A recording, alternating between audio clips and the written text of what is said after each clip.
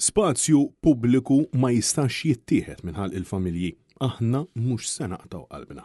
Hija din is-sejħa li saret mill-laqda flimkien l-ambjent aħjar meta 2:00 saret konferenza tal-aħbarijiet kontra il-proġett tal-kostruzzjoni ta' kapitanerija f'Taxbix. Net News tkellem mal-koordinatriċi tal-FAA Astrid Vella li saħqet illi wara l-protesti ta' senilu sar ħafna diskors. Madankollu kollox waqa' fuq widnejn torox. Bdew ħerġin il-wedit u dawk il-wedit sfaw kollha paroli biss għax ma rajna xejn minnhom. Speċjalment il-weda tal-Prim Ministru li kien għamilha ċara li kien lesta l-abbozza liġi biex iżommu il-xogħol waqt li permezz ikun taħt appell. Issa qegħdin taraw aħna appellajna u x-xogħol diġà beda. Vella saħqet li dan kollu huwa ġustizzja, partikolarment minħabba l-fatt li skont il-liġi xejn mandu jimbena f'dan l-ispazju pubbliku wara illi waqgħet applikazzjoni simili li kienet se tieħu art f'bandli ta' tfal. Saħan sitra fuq il-playground ta' tfal u flimkien għall-ambjent aħjar oġġezzjonat, ġbarna 300 oġġezzjoni u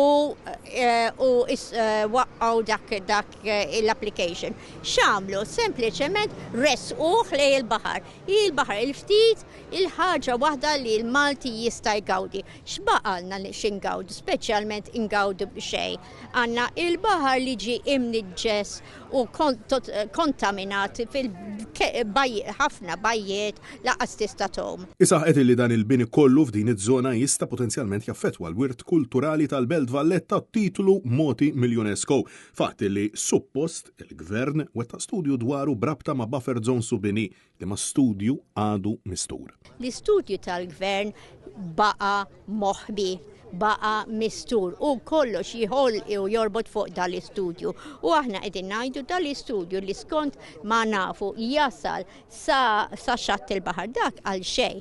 Għax jekk għandek sa xatt il-baħar u malli tmezz l-art qed tibni sit solari, 8 solari, dak għal xejn għax il-vista ovvjament ma tistax titgawda. Intant tkellimna wkoll ma' chairperson tal-FAA Charles Merċi għal insista illi l-NGO m'għandha ebda oġġezzjoni ta' mas-settur tal-yachting kif saħqu illi jixtiequ li din l-industrija tikber.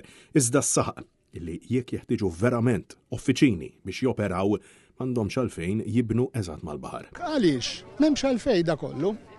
U għalhekk qegħdin nagħmlu dil-press conference biex nagħmlu awareness ta' dil-biċċa xogħol. Quality of life definitivament dal-proġett huwa kontra quality of life għax meta tieħu biċċa mill-kosta bħal din. Jiena niftakar meta kont żgħir ta' 10 snin bħala familja niġu hawnhekk nimxu nieħdu gost nimxu l-ħadd hekk illum kif ġejja l-biċċa xogħol naqset ħafna tal-ispazju. U ma temmu jgħidu il-pass bħal dan se jkun qed joħloq preċedent, partikolarment la darba din il-binja tispiċċa finalment stabbiliment tal-ikel.